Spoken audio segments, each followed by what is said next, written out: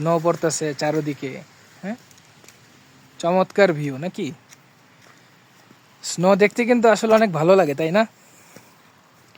একদম পুরা সাদা থকথকা, ওয়াও, নাইস ভিউ।